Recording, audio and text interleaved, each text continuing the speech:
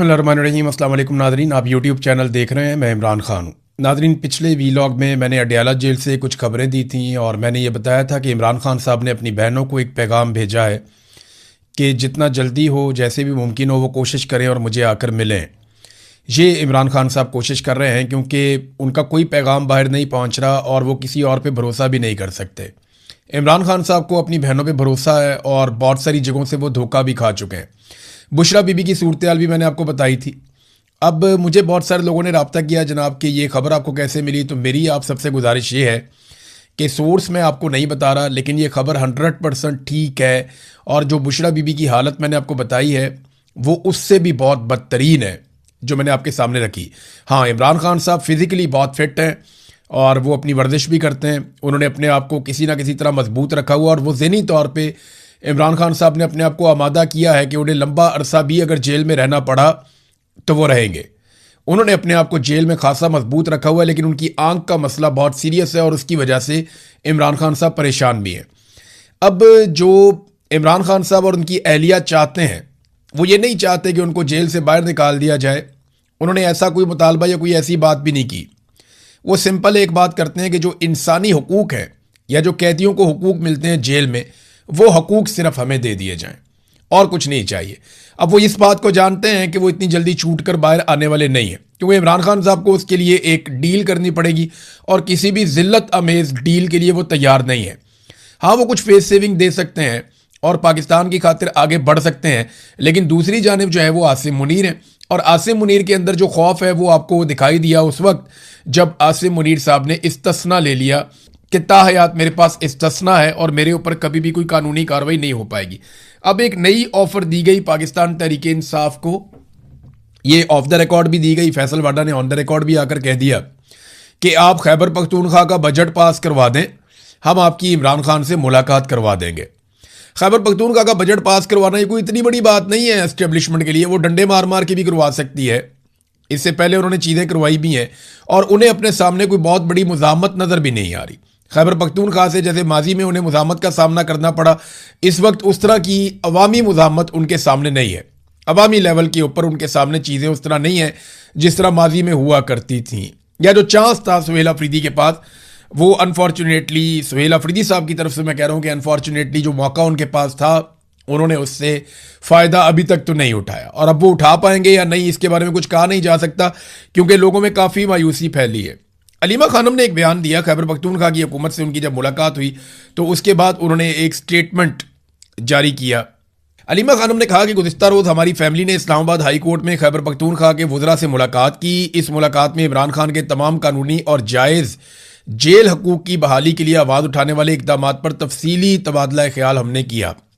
मुलाकात के दौरान वज़रा ने दर्ज झेल पेशरफ से आगाह किया, यानी खैबर पख्तूनख्वा की हुकूमत ने इमरान खान साहब की फैमिली को बताया कि वो क्या कुछ कर रहे हैं। नंबर एक, उन्होंने कहा कोई इजाफी या सरप्लस बजट नहीं होगा, क्योंकि इमरान खान ने हमेशा हदायत दी है कि तमाम दस्तयाब वसाइल खैबर पख्तूनख्वा के अवाम की तरक्की, फलाह बहबूद और खुशहाली पर खर्च किए जाएं। अब ये तो आदाद शुमार बताएंगे इस दावे के बारे में।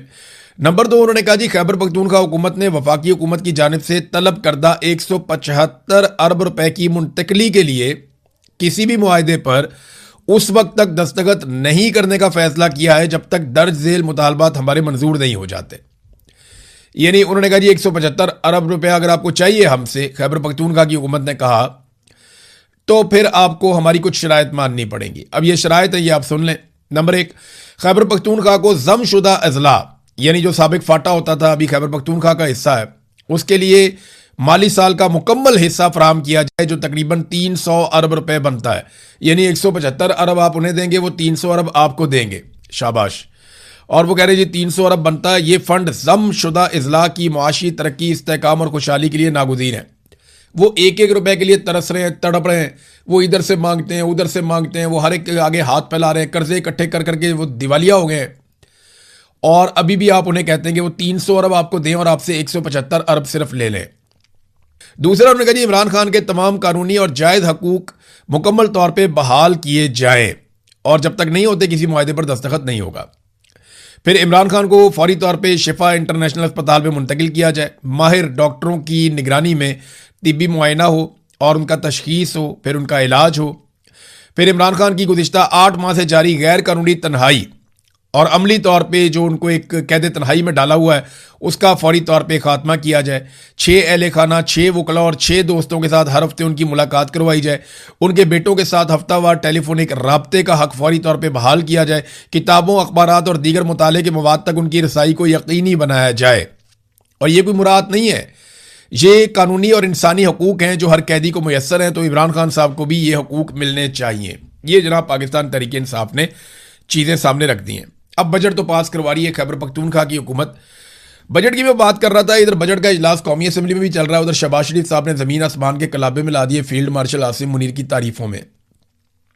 शहबाज शरीफ साहब को ना, क्योंकि वो इक़्तिदार में बैठे हुए हैं, उनको इस बात का आइडिया ही नहीं है कि ये सारे जुमले और जितनी उन्होंने अपनी ज़बान से बूट पॉलिश की है अल्फाज की सूरत में, ये उनके ऊपर वापस बरसेगी और उनके ख़ानदान की सियासत के ऊपर बरसेगी।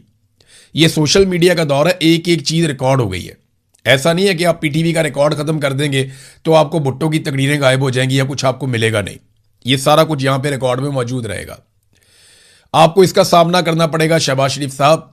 ये जितने आपने गड़े खोद दिए ना अपने आने वाली नस्लों के लिए, जब जब पाकिस्तान में फ्री एंड फेयर इलेक्शन होगा, लोग आपको फौज के टाउट के तौर पे देखेंगे और लोग आपसे नफरत करेंगे, क्योंकि पाकिस्तानी हमेशा एंटी एस्टेब्लिशमेंट मौक़िफ़ अपनाएंगे। ये तो अब हो चुका है, आप जो मर्जी कर लें। उधर उल्टे सीधे शेर भी पढ़ दिए शहबाज शरीफ साहब ने, टका के जूते पॉलिश किए। ये चीज़ें इनके सामने आएंगी, इनको आइडिया नहीं, और जो असल काम है करने वाला वो ये करते नहीं है, और जो काम इनके करने वाला नहीं है वहां पे ये आगे बढ़ बढ़ के चौधरी बनते हैं। अभी अमेरिका ने और ईरान ने दोनों ने इनको फारिग करवा दिया। ये जाते स्विट्जरलैंड के, जनाब हम बड़े चौधरी बनने जा रहे हैं, हम करेंगे जनाब मेज़बानी। उन्होंने कहा तुम कौन होते हो मेज़बानी करने वाले? उन्होंने आपस में खुद ही मुआहदा करके इनको फारिग कर दिया, एक पेपर भेज दिया, इस पर साइन कर लेना। तो शहबाज शरीफ साहब उस पर साइन करके ना मुस्कुराती हुई तस्वीर लगा दी। और भाई उधर जंग हुई है, उधर बड़े बुरे हालात हैं, डोनाल्ड ट्रंप भी परेशान है, ईरान भी परेशान है, और ये बीच में भगड़े डाल रहे हैं कि जनाब हमने बहुत बड़ी कार्रवाई डाल दी है, हमने जंगे अजीम रुकवा दी है। देखें, आपकी एफर्ट बड़ी अच्छी थी, आपने कोशिश बड़ी अच्छी की, लेकिन आपने पाकिस्तान में क्या किया? आपको अगर पाकिस्तानी अप्रिशिएट करेंगे तो इस बात पे नहीं करेंगे कि आप फलाने मुल्क के अंदर आपकी कितनी इज्जत है, या फलाने मुल्क के अंदर आपकी कितनी जायदाद है, या फलाना मुल्क आपकी कितनी बात सुनता। नहीं, पाकिस्तानी आपकी इस बात पे इज्जत करेंगे कि आप पाकिस्तानियों की कितनी इज्जत करते हैं। वो आपकी इस बात पे इज्जत करेंगे या तारीफ करेंगे कि आपने पाकिस्तानियों के लिए क्या किया। टके का काम इन्होंने पाकिस्तानियों के लिए नहीं किया। ये जो मुआहदा हुआ है अमेरिका और ईरान के बीच में, नाज़रीन, ये भी इस वक्त खतरे में है। मैं आपको उसका रीज़न बताता हूं। इसराइल ने लबनान के ऊपर एक बड़ा खौफनाक अटैक कर दिया है, और वजह उसकी बनाई कि जनाब उनके 4 फौजी मारे गए इसराइल के। और इस अटैक के अंदर जो अब तक इतलात आ रही है हमारे पास अलग अलग मीडिया से, 35 खवातीन और बच्चों समेत 35 लोग वहां पे शहीद हुए लबनान में। ये आप इनके चेहरे भी देख सकते हैं, बिल्कुल मासूम लोग हैं, बच्चे भी हैं, खवातीन भी हैं इनके अंदर। अब ये तो कोई जंगजू नहीं है ना, इनका तो हिजबुल्लाह से ताल्लुक नहीं हो सकता। लेकिन जब बमबारी होती है और ऊपर से जहाज आकर बम फेंक कर जाते हैं या मिसाइल मारे जाते हैं, तो फिर नीचे कौन है कौन नहीं है ये तो मारने वाले को आइडिया नहीं होता ज़्यादातर। और इसराइल इस बात की परवाह भी नहीं करता कि वहाँ पे कोलेटरल डैमेज हो रहा है या वहाँ पे सिविलियन जो है वो शहीद हो रहे हैं, उन्हें इस बात की परवाह भी नहीं है। बड़े सख्त उन्होंने बयानात भी दिए हैं। ये 35 लोग शहीद हो गए, 60 लोग वहाँ पे जख्मी हो गए। अब ईरान जो है वो शदीद गुस्से में। कुछ इतलात के मुताबिक ईरान ने वहाँ पे आबने हुर्मस की एक मरतबा फिर बंदिश भी की है, और अमेरिका को बड़ा सख्त पैगाम भी भिजवाया कि जनाब ये देखें, इसराइल जो है वो मुआहदे की खिलाफ वर्जी कर रहा है। हमारे मुआहदे का ये हिस्सा था कि इसराइल लबनान के ऊपर हमला नहीं करेगा, लेकिन बड़ा खौफनाक हमला लबनान के ऊपर किया गया। 35 लोग बच्चों और खवातीन समेत मार दिए गए। अब ईरानी फौज तैयारी कर रही है इसराइल पे हमले के लिए, लेकिन क्या अमेरिका दोबारा से लड़ेगा? इसका जवाब ना मैं आपको देता हूं। एक डॉक्यूमेंट छपा है, बाकायदा एक खबर है वॉल स्ट्रीट जर्नल की अमेरिका में। इस खबर के मुताबिक पेंटागन ने अमेरिकी पार्लियामान से मजीद पैसे मांगे, और पैसे उन्होंने मांगे हैं कि उनको जो खसारा हुआ ईरान जंग की मद में, उसको पूरा करने के लिए उन्हें यह पैसा चाहिए। यानी ईरान के साथ अमेरिका ने जो जंग लड़ी उसका नुकसान पूरा करने के लिए पेंटागन ने, यानी जैसे हमारा यहाँ पे GHQ है जनरल हेडक्वार्टर फौज का, इसी तरह वहाँ पेंटागन है अमेरिका में, तो उन्होंने अमेरिका की पार्लियामेंट से मजीद पैसा मांग लिया। यहाँ पे तो वजीर आजम दे देता ना पैसा, जैसे मर्जी वो खुद भी ले लेते हैं, लेकिन वहाँ पे पार्लियामेंट देती है पैसा। तो अमेरिकी पार्लियामान से जो उन्होंने पैसा मांगा वो $80 अरब है। यानी इसका मतलब ये है कि अमेरिका को $80 अरब का धचका लगा है। अमेरिका में महंगाई बहुत ज़्यादा बढ़ गई है, वहां पेट्रोलियम मसनूआत की कीमतें बढ़ी हैं, तो क्या अमेरिका दोबारा से उस जंग में जाना चाहेगा जिससे उसने बड़ी मुश्किल से जान छुड़ाई है? तो मुझे ऐसा लगता है कि अगर इसराइल अपनी रविश से बाज ना आया और इसराइल और ईरान के बीच में ताल्लुकात खराब होते चले गए, तो एक वक्त आएगा कि डोनाल्ड ट्रंप को पीछे हटना पड़ेगा। और ये अब इसराइली अखबारात भी लिख रहे हैं। इसराइली अखबारात के अंदर मैंने 2-3 जगह पे मुख्तलिफ अखबारात में ये तबसरे पढ़े हैं कि इसराइल को अब ईरान के साथ तनहा लड़ना पड़ेगा, क्योंकि डोनाल्ड ट्रंप जो है उसकी हमायत इसराइल इस जंग की हद तक खो चुका है और डोनाल्ड ट्रंप अब खुलकर इस लड़ाई को लड़ने के लिए दोबारा नहीं आएगा। जितना नुकसान उसने उठा लिया वो बहुत दूर से आता है लड़ने के लिए, तो बार बार तो नहीं आएगा वो लड़ने के लिए। तो ये एक सिचुएशन है कि अगर तो इस मुआहदे ने बचना है तो अमेरिका को अब इसराइल से अपने आप को दूर करना पड़ेगा, डिस्टेंस करना पड़ेगा कि ये मुआहदा बचा रहे और ईरान और अमेरिका और जो पूरा खित्ता है वो अमन के साथ रहे। लेकिन इसराइल जो करेगा लबनान के साथ, उसके जवाब में ईरान जो करेगा इसराइल के साथ, वो एक चैप्टर ही पूरा अलग हो जाना चाहिए। देखते हैं क्या होगा, जो भी होगा हम आपके साथ इसको शेयर कर देंगे। तो नाजरीन, जहां पे इन्होंने काम करना चाहिए पाकिस्तान की हुकूमत वहां पे काम कर नहीं रही। जरा आप ये देखें ना, तालीम और सेहत के शोबे में पाकिस्तानियों के साथ पाकिस्तान की सरकार ने क्या किया, ये देखें। मैं आपके सामने 2 खबरें रखता हूं, ये दोनों के अंदर डाटा है। नंबर 1 तो आप ये देखें कि पाकिस्तान में जो तालीम के लिए बजट है फी कस, यानी एक आदमी की तालीम के ऊपर पाकिस्तान कितना पैसा खर्च करता है, उसका मवाजना कर लेते हैं खित्ते के तमाम ममालिक के साथ, यानी चाइना के साथ, भारत के साथ, श्रीलंका के साथ, बांग्लादेश के साथ, नेपाल, भूटान, सबके साथ हम कर लेते हैं मवाजना कि कौन कितना पैसा खर्च कर रहा है अपने लोगों की तालीम पर। चीन जो है वो अपने एक शख्स की तालीम के ऊपर $425 खर्च कर रहा है। $425 अच्छी खासी रकम है, यानी अगर आप पाकिस्तानी पैसों में देखें तो ये $1.25 लाख से ऊपर बनता है, $1.25 लाख के आसपास। तो चीन अपने हर शहरी के ऊपर $425 खर्च कर रहा है। भूटान जो है वो $251 खर्च कर रहा है। भारत $114 खर्च कर रहा है, अच्छी खासी रकम है ये भी। पाकिस्तानी को ₹40,000 बनता है ऑलमोस्ट। तो ये भारत इतना पैसा खर्च कर रहा है अपने एक शहरी की तालीम के ऊपर। श्रीलंका जो है वो $78 खर्च कर रहा है, बांग्लादेश $56 खर्च कर रहा है, नेपाल $55 खर्च कर रहा है, और सबसे कम पैसा जो खर्च कर रहा है अपने शहरियों की तालीम के ऊपर वो पाकिस्तान है इस पूरे रीजन में, वो है $32। अंदाजा कीजिए कि चीन खर्च कर रहा है $425, इंडिया कितना खर्च कर रहा है $114, और पाकिस्तान कितना खर्च कर रहा है $32। पाकिस्तान के बाद नेपाल है, वो भी $55 फी कस खर्च कर रहा है, या फी बंदा तालीम के ऊपर वो $55 खर्च कर रहा है, और पाकिस्तान कितने $32। जब तालीम के ऊपर आपकी तवज्जो ही नहीं है तो आपने कौम क्या खाक बनानी है?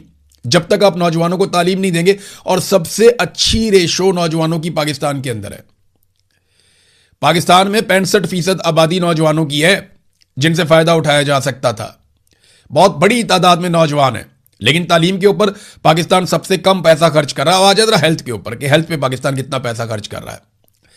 चीन जो है वो अपने हर शहरी की हेल्थ के ऊपर $763 खर्च कर रहा है।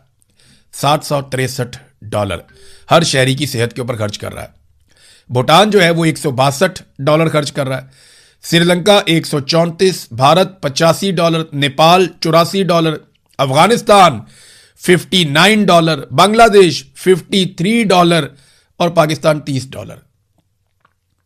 पूरे खित्ते में पाकिस्तान सेहत के शोबे के अंदर अपने शहरियों पे सबसे कम पैसा खर्च कर रहा है। हाँ, दिफा के अंदर घुसाई जाओ पैसा, अपनी अयाशियों के अंदर घुसाई जाओ पैसा, बड़े बड़े ताकतवर अमीर लोगों को जो है वो देते जाओ सहूलतें और टैक्स की छूट, लेकिन आम आदमी को कुछ ना देना। तालीम पे भी हम सबसे कम पैसा खर्च कर रहे हैं पूरे खित्ते के अंदर, और हेल्थ के ऊपर भी हम सबसे कम पैसा खर्च कर रहे हैं पूरे खित्ते के अंदर। अफगानिस्तान हमसे बेहतर है, भारत तो बहुत ही बेहतर है। अब नाजरीन, एक और चीज मैं आपको बताता हूं, इनकी आप हरकतें देखें कि जहां पे पैसा नहीं देना वहां ये पैसा कैसे फेंकते हैं। आप ये देखें कि पीआईए, अभी इन्होंने कुछ अर्सा पहले पीआईए को बेचा, 10 अरब में उठा के इन्होंने पीआईए बेच दी। एक तो जितने की वो पीआईए थी उससे 10% कीमत में इन्होंने पीआईए उठा के बेच दी, आधे से आधे पैसों में इन्होंने पीआईए बेच दी। कितना मुनाफा दे दिया इन्होंने बड़े बड़े ताकतवर लोगों को। जितने का सिर्फ वहां पे स्पेयर पार्ट पड़ा हुआ था पीआईए का, उतने में उठा के सारी पीआईए बेच दी। जितने में पीआईए की 2 बिल्डिंगें जो हैं उनका पैसा उससे ज्यादा था, उतने में उठा के पूरी की पूरी एयरलाइन बेच दी। जितने की एयरलाइन बेची, इससे बहुत ज्यादा पैसा खर्च करके भी आप वो गुडविल नहीं ले सकते, वो रूट नहीं ले सकते जो पीआईए के पास थे। एक तो ओने पोने इन्होंने पीआईए बेच दी फौजी फाउंडेशन को, आरिफ हबीब ग्रुप को, फातिमा फर्टिलाइजर कंपनी को, और लेक सिटी को, एकेडी ग्रुप को और सिटी स्कूल को। ये सारे के सारे मिलिट्री एस्टेब्लिशमेंट के चमचे खर्चे हैं। और एक तो बीच में उनका अपना इदारा भी है, फौजी फर्टिलाइजर कंपनी। तो एक तो पीआईए उठाकर उनको बेच दी और इतनी सस्ती बेच दी, और उसके बाद उन्हें 15 साल तक के लिए टैक्स में छूट दे दी कि जनाब 15 साल तक इनसे कोई टैक्स नहीं लिया जाएगा। अब आप अंदाजा करें, ये राणा मुदस्सर अली साहब की रिपोर्ट है।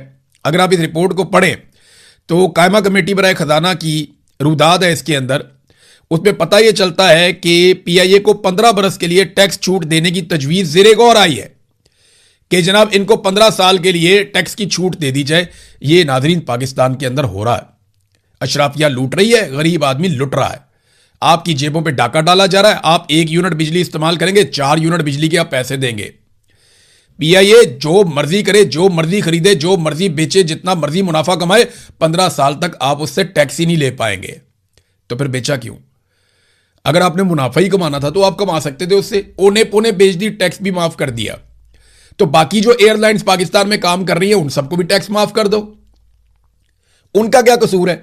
उनका कसूर यह है कि उनकी मलकियत मिलिट्री एस्टेब्लिशमेंट के पास नहीं है। मेरी बात आप समझ रहे हैं?